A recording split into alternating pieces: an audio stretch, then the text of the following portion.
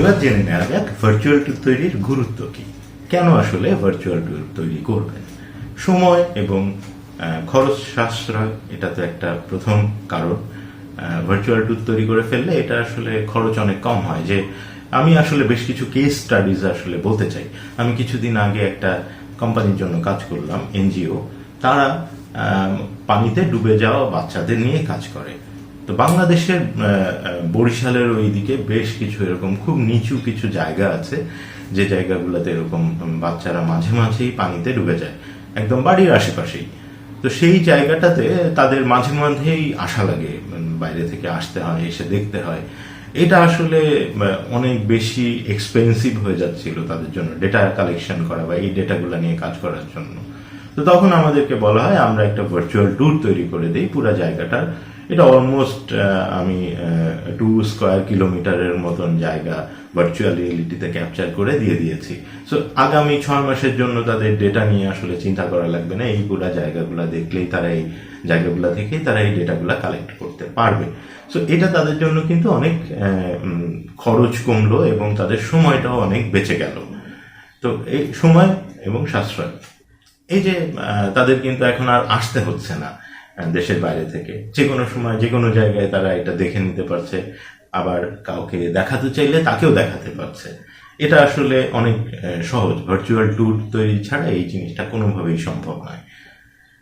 আকর্ষণীয়, মানে জিনিসটা কিন্তু খুব ইন্টারেস্টিং। আপনি একবার ভার্চুয়াল ট্যুর যদি হেডসেট পরে দেখেন, আপনার কাছে কিন্তু খুব আকর্ষণীয় লাগবে, আপনার ভালো লাগবে।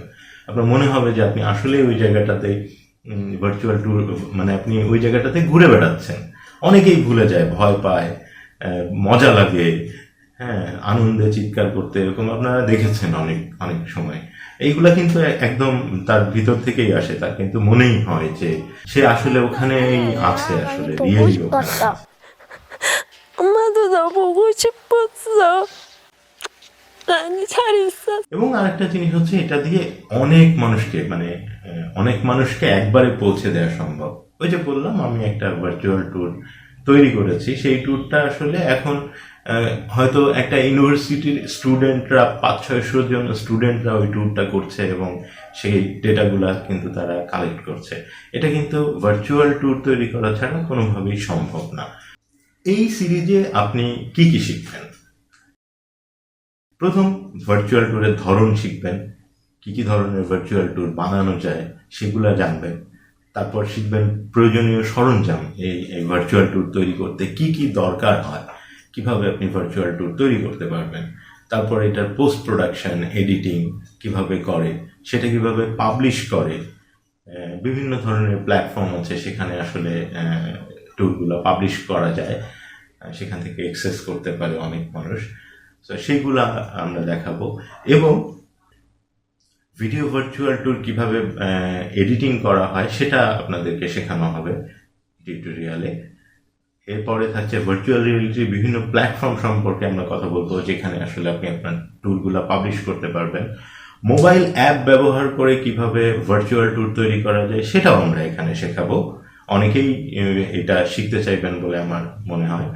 ভার্চুয়াল ট্যুর মনিটাইজেশন কিভাবে করা যায় সেটা আমরা শেখানোর চেষ্টা করব। ভার্চুয়াল ট্যুরের ভবিষ্যৎ সম্ভাবনা কি সেটা নিয়ে আমরা আলোচনা করব।